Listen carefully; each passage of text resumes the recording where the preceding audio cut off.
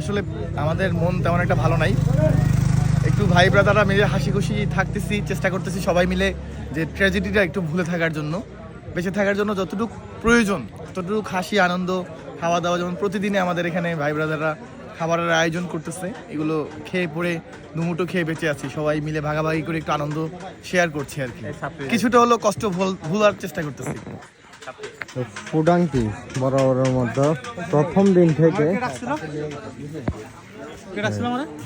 যারা ক্ষতিগ্রস্ত ছিল তাদেরকে সর্বোচ্চ সহযোগিতা করে গেছে, প্রত্যেক বেলায় বেলায় খাবার দিয়ে। এছাড়াও বিভিন্ন